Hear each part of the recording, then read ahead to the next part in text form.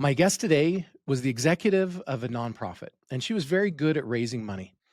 And she started a podcast teaching people how to raise money for their nonprofits.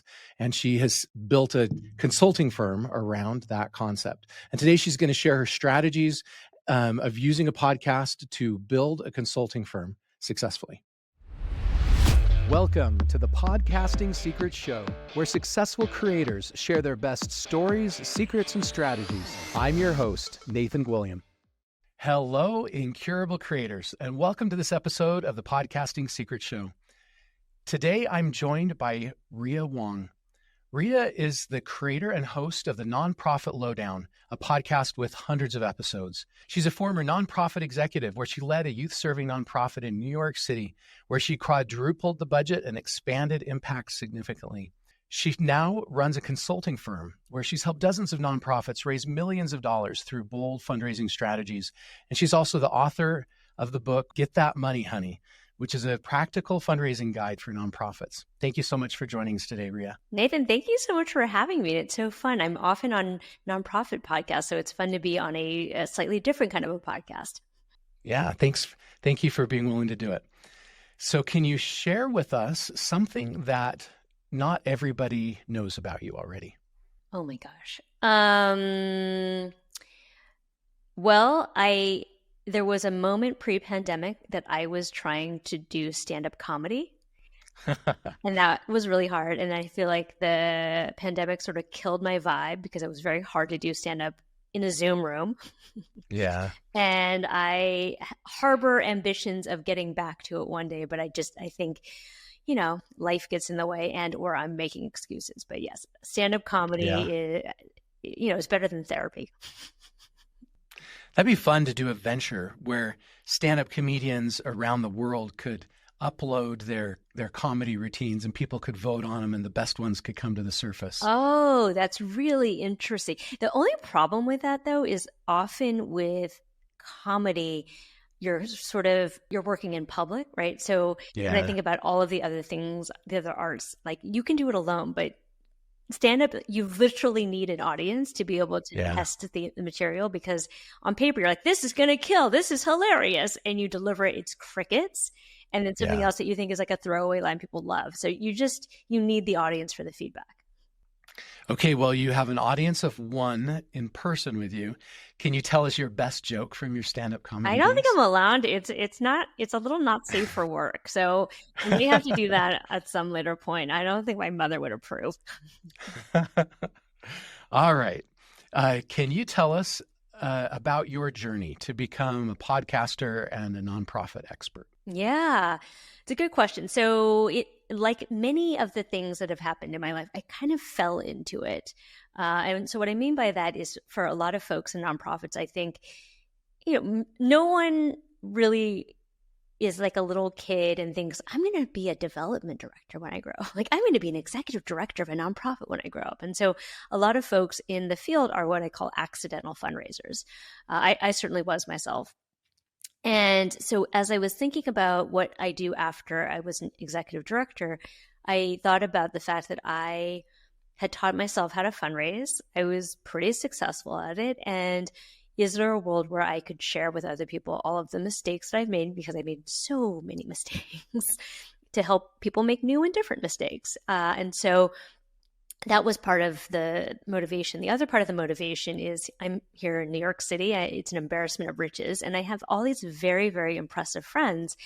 And you know how it is, Nathan. You're like, oh, yeah, we'll hang out. We'll get coffee, da-da-da. Right? And then you never actually do it. And then you see them years later. You're like, well, how come we never met for coffee? And so I thought, well, if I have a microphone and a publishing schedule, it gives me an excuse to stick microphones in their faces and actually hang out with them. So it started as, quite selfishly, as an excuse to actually catch up with my friends. And up to that point, I had been a podcast listener. So I think this is, it was back in 2018, if you can believe that. That was at the very, very beginning of the podcasting revolution. And I'm still doing it 7 years later. Who knew I'd still be at it? But that was sort of the origin of my podcasting career. Yeah. And you've picked a niche, right? People who run nonprofits. So you're not going after the Joe Rogan audiences of the world. Mm. How has that been to pick a small niche and go after that? It's actually been great in the sense that I'm not trying to go after the Joe Rogans of the world, right? I think when you try to get a very big audience, it's hard to capture market share. By picking a small audience, it has helped me to be pretty well known in the field. So if you go on like the various podcast charts, I'm usually sometimes top 10, but definitely top 20 podcasters in that particular sector, nonprofit podcasts. So that's been really helpful just to become known in this. I like to say I'm a medium-sized fish in a very small pond. Where I found this to be helpful is I think it has really created some loyalty. And so often when I'm on sales calls or whatever, people will say like, oh, I've been listening to your stuff for years, right? And so there's that built-in trust, that built-in value delivery that I think would be harder to do if I had a bigger audience that was less niche. Like if I were speaking about, I don't know, health and wellness, which I know a lot of people are into, I think it's been really hard to become known because you have such competition in the space and they're usually much better resourced than you are. Like, guess what? If Oprah is backing a health and wellness podcast, she's probably able to do a lot more than I can do in my little studio here in New York City. Yeah. And the reality is most people don't care about health, right? Most people care about a niche within health that's important to them. Maybe they're into Zumba, right? And they care about Zumba. Maybe their child is dealing with ADHD and they care about ADHD. And so sometimes those really broad topics to really make them sticky, you've got to break them down. Yeah. And you have to be really, like what I find the podcasts that I enjoy the most tend to focus on depth and not breadth. So for example, like I love the Andrew Huberman podcast, right? He goes really deep into various topics for 2 hours. I love that. Like I want to know everything about that versus, something that's a little more general. I don't find that necessarily as interesting to me. Yeah. So how have you found that having this podcast has helped to build your consulting practice for nonprofits? I think it's been incredibly helpful. It is, I think the last presidential election showed us that we're living in the podcast world, right? Podcasts are where people go for information now. I think that last election was won because of the podcast. I think 100%. Obama won because of social media, and I think Trump won because of his podcast outreach. Yeah, absolutely. Couldn't agree more. And I think we're just at the beginning. I think for me, where I see podcasts going is implementing a video component to it. So what I found really interesting is a lot of people actually watch podcasts as opposed to listen to podcasts. And we know YouTube is great for discoverability. So for me, the next step is like, okay, how do we start doing video, even though it's so cringy and I hate watching myself on video. But anyway, it is what it is. Because I think, and Nathan, you tell me if this is your perspective, I think it's really hard to grow an audience on podcasts organically. They are more difficult. YouTube is definitely a lot easier. And recently, YouTube's become the #1 platform for consuming podcasts. I know, isn't that wild? Preferred platform, yeah.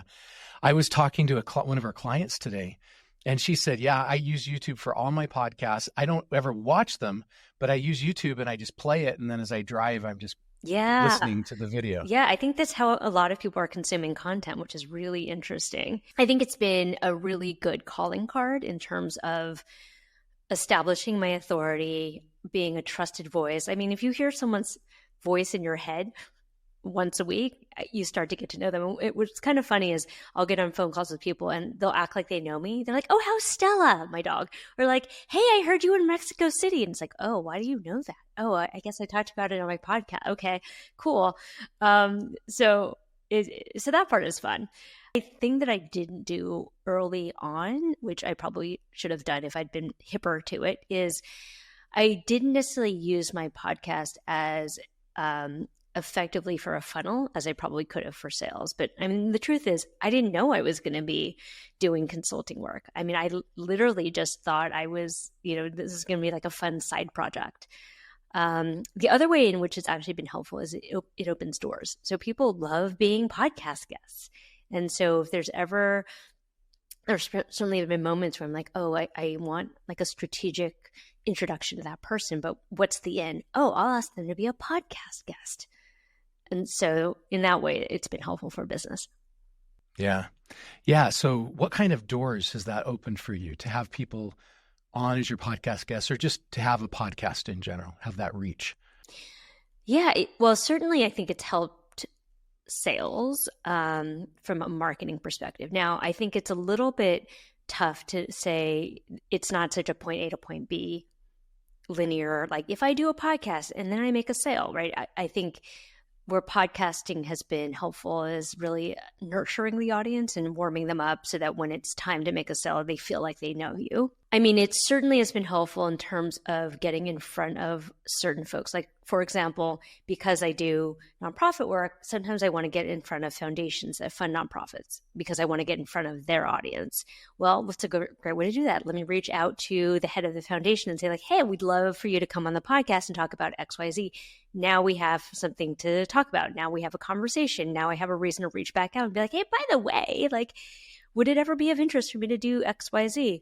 The other thing is actually it's been helpful with my book. So what I was able to do when I wrote my book is I was able to take a lot of very interesting, juicy podcast episodes that I did with various guests. I could use them for case studies. I could use them for pull quotes. I could kind of mine the content to reproduce either via, LinkedIn, which is my main platform, my newsletter, or my book. So I would say it's both directly and indirectly helpful to the business. Yeah, for sure. Have you been invited to speak at conferences or trade shows, other events because of it?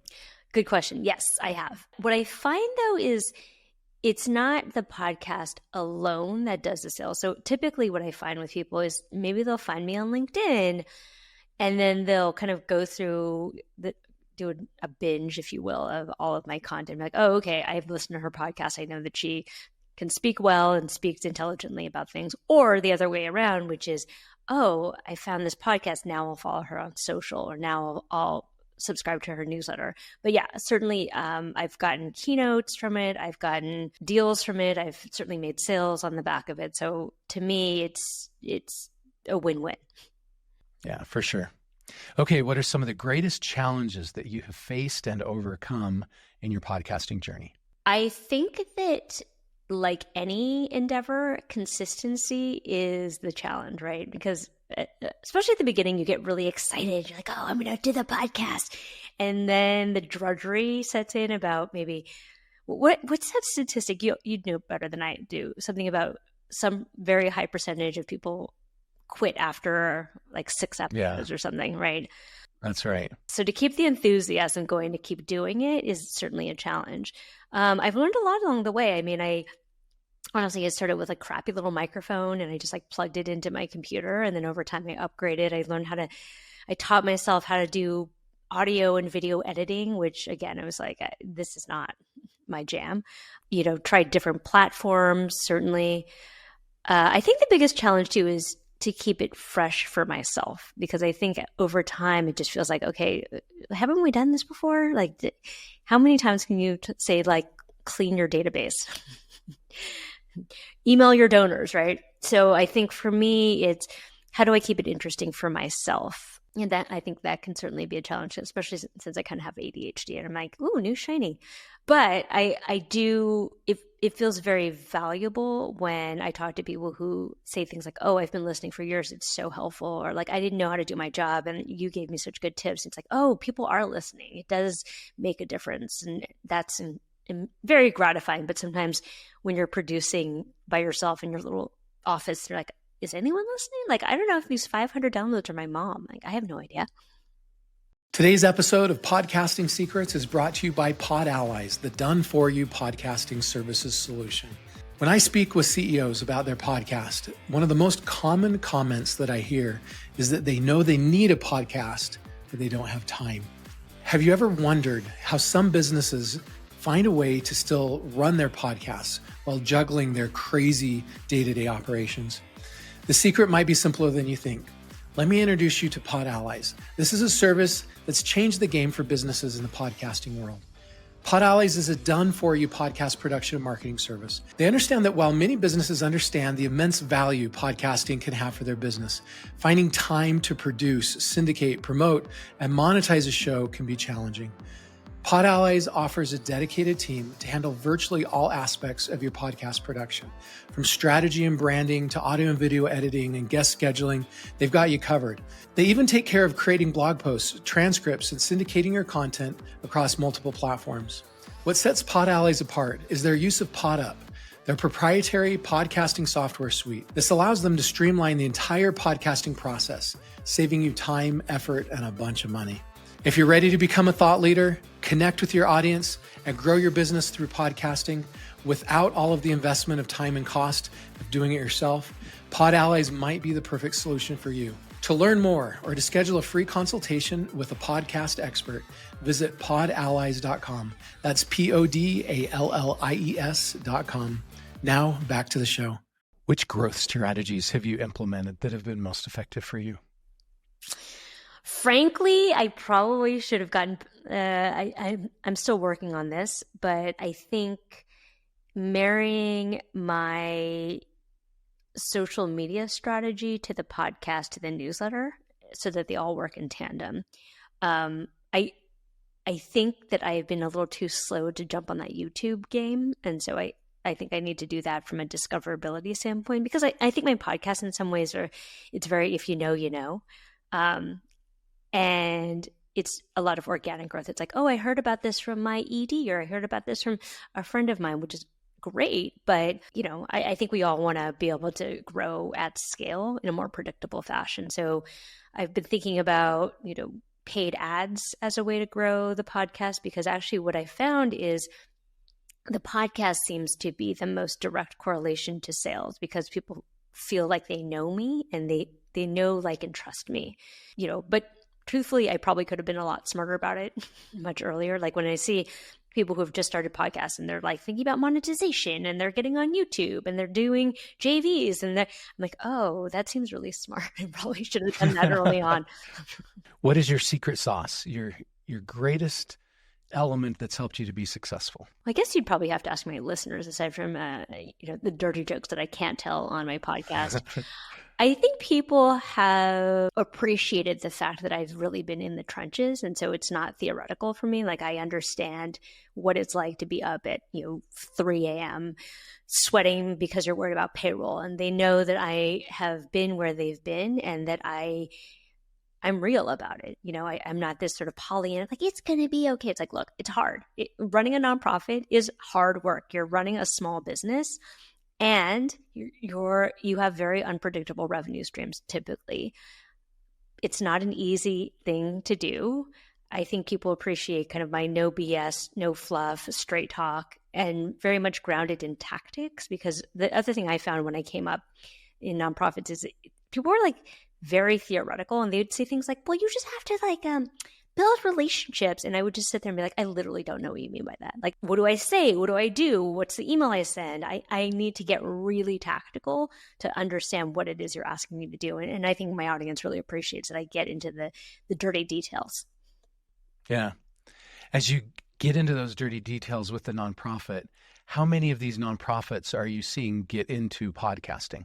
Oh, that's a good question. I don't see it very often, to be honest. Though a friend of mine produces podcasts for nonprofits, so I should probably ask him. But I do think, well, look, I think most nonprofits don't typically think about brand building very much.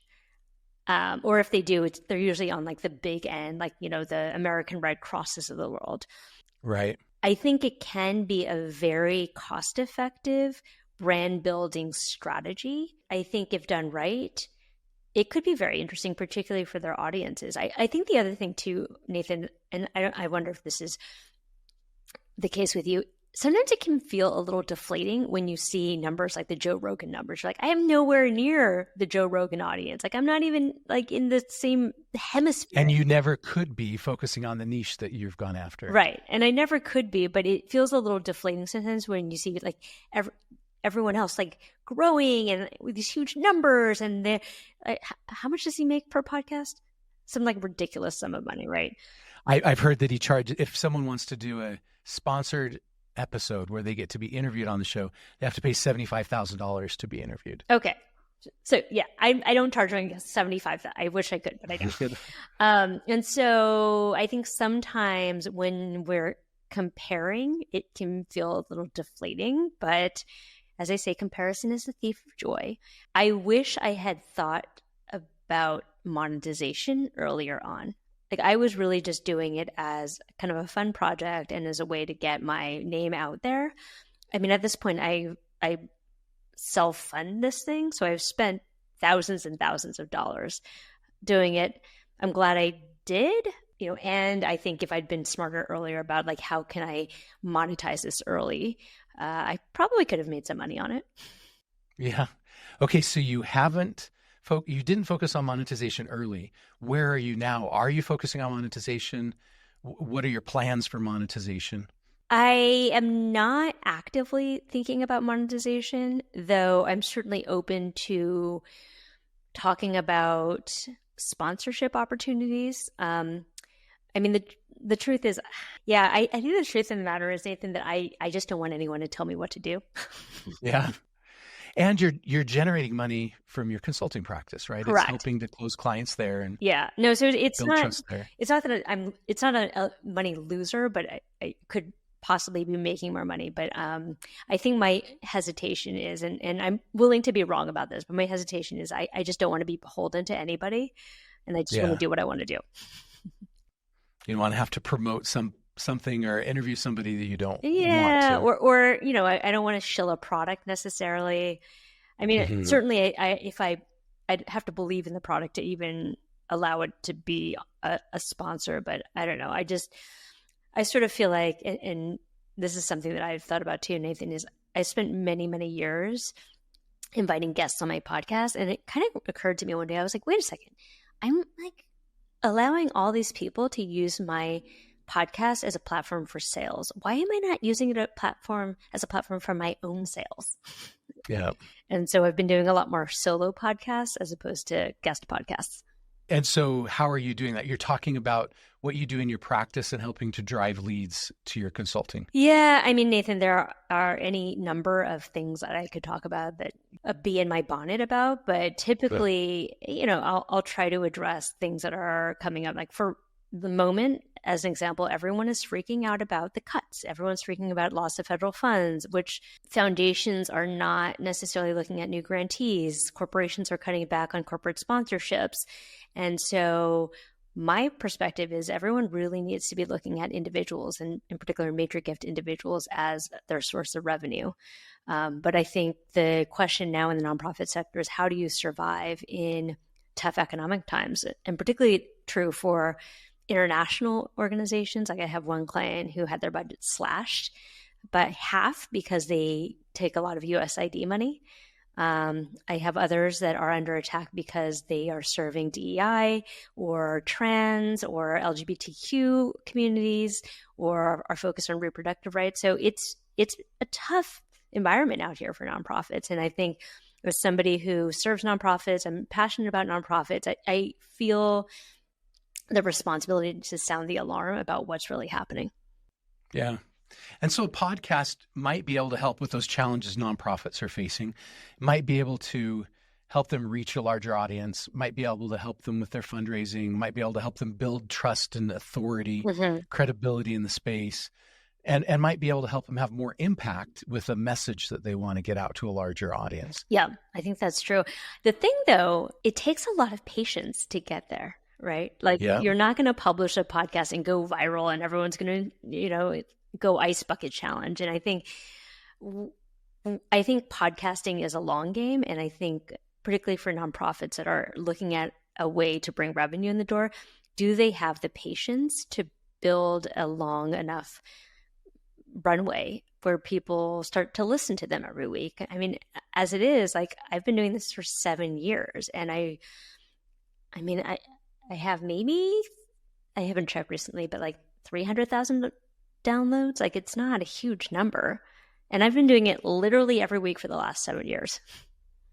Yeah, but if there was a stadium somewhere in the world that had 300,000 seats in it, right? And you were able to speak to those 300,000 people, like how amazing that would be. Yeah, right? for sure. You look at some of these enormous stadiums and they only have maybe 40 or 50,000 seats in them, right? And you've done, 6, 7 of those stadiums full that you've been able to speak to. Like, that's amazing. Yeah.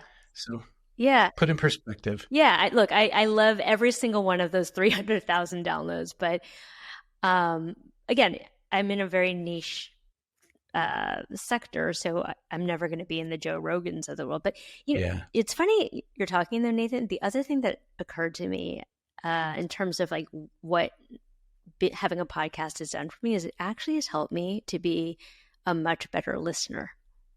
Yeah. Wait, what'd you say? Right. You can ask my husband whether or not he agrees with that. But, in the early days when I had a podcast, I can't even listen to the early episodes. They're so painful for me to listen to. But I think over time, you do anything enough, you practice enough. I've gotten every week, an hour of practice of being a good interviewer and asking good questions. And I think it's actually been like a positive in my life in general. Yeah. And it's almost like you've been able to get a PhD within your niche as you've invited all these industry leading experts and been able to learn from them one-on-one. 100%, 100%. And it's been really helpful for my clients too, actually, because if they have questions for me, I can either say something like, oh, I did a podcast about this. This is who you should talk to, or this is what I learned from this person. Or, hey, that's a really good question. Let me go find somebody who knows about that and I'll interview them. And so It's really positioned me as an authority and a connector, which I think everybody wants as they think about growing their business. Yeah. Yeah. You definitely have established that thought leadership and that authority. When you go speak at events, people listen to what you have to say a lot more because of what you've done with the podcast. You probably can go speak at events. You can probably go keynote and stand up with no preparation and give a great talk because you found your voice as well. You found your message that you want to share with the world. Is that correct? I think I found my message, but I think it would be overstating to say that I could just stand up and do a keynote. And so the fact is, like, a couple years ago, I did the biggest keynote I ever did. I think there were like 3,000 people. I mean, it was a big group, and I'd done keynotes before then, but I was really nervous, and I hired a coach to help me create my keynote. And I practiced and I did this speech probably 100 times. And even then I feel like it could have been better. But I don't know that I ever feel like I don't need practice or better. All right. Maybe I overstated that. Maybe not a keynote. Maybe that's too important of an event. But if you get invited to speak on a nonprofit, blog, podcast, you can go speak for an hour and answer any questions that they ask you, and you feel incredibly comfortable. I do. I mean, I like to say I have lots of opinions about lots of things, Nathan. Okay, Rhea, I've thoroughly enjoyed this episode. Thank you so much.